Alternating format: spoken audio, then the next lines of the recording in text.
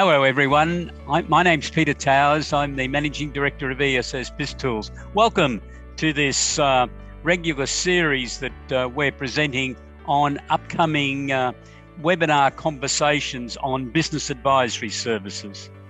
Today's theme is looking at research and development, and I'm joined by Mark Holton, a Director of Smith Inc. How are you today, Mark? Yeah, very good, thanks, Peter. Yourself? Very good, thank you. Great to be here. Mark, you work with a lot of accountancy firms all over Australia. Do you think that research and development knowledge and a willingness to be involved in R&D activities can help an accountancy firm differentiate its services? Yeah, that's a great question, Peter. I most certainly do. As you're aware, I spend a lot of my time trying to get accounting firms to offer more in the business advisory, business development, business growth area with clients. I see the R&D component of that as being a critical service offering that should be part of the firm's mix of diversified services they can offer clients. Now, we tend to focus on some of the more regular things like board of advice meetings, succession planning, estate planning and the like, budgets, cash flows, etc., etc. But I think there's a real opportunity in R&D for those clients that so qualify. And I think we need to have a better knowledge of it, first of all, and also start to think a little bit more about how we turn that into an attractive and creative service within our accounting firms.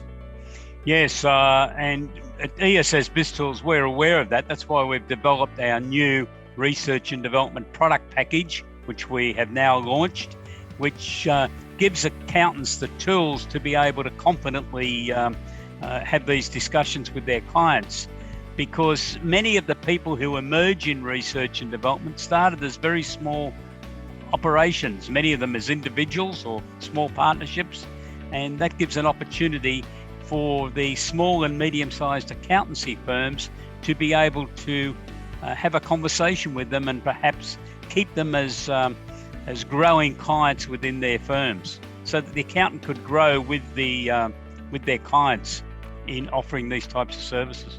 100% agree, Pete. You know, it's another service. That's the key thing. I think at times we don't tend to focus on what's available until a client, for example, comes to us and wants to have a chat about a new research or development type project that they're looking to get their hands into. And then we tend to go off looking for how do we do this, what's available. You know, I think we've got to start to look at the quality products like the ESS BizTools research and development resources, and start to build that into our advisory framework, into our advisory price book, into our advisory marketing materials and our social media materials. You know, and start to promote this, not just wait for it to come to us on the rare occasions that it otherwise might, by not being proactive.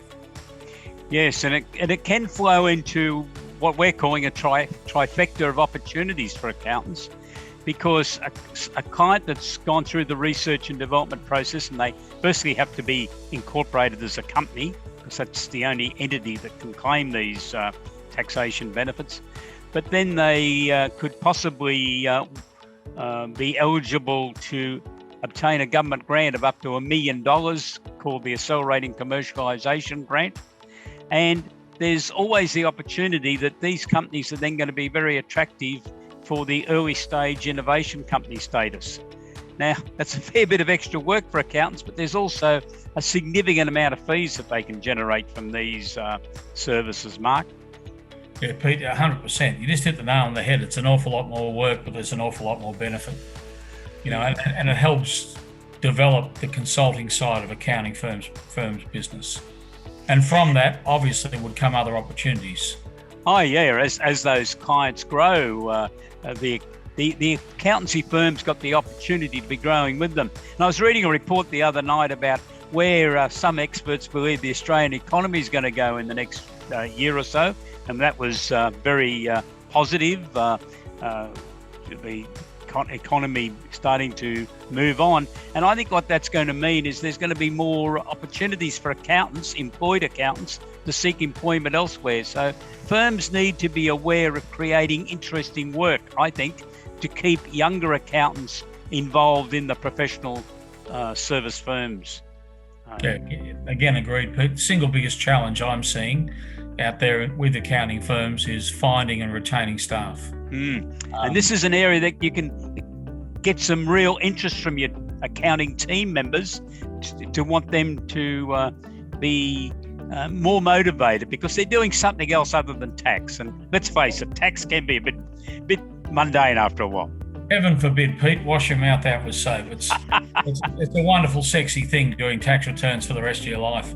That's why I got into advisory and found someone else to do it for me. Yeah, well, that's why I'm doing this. But anyhow, okay, so Mark, we're going to have an interesting conversation on Wednesday, the 24th of March at 1:30 p.m. AEST, 2:30 p.m. AEDT. And our viewers today, please go onto our website, www.essbiztools.com.au to register. So I'm looking forward to talking to you on Wednesday, the 24th of March, Mark. So I'll talk to you then. Looking forward to it, Pete. See you then, guys. Okay. Thank you. Goodbye, everyone.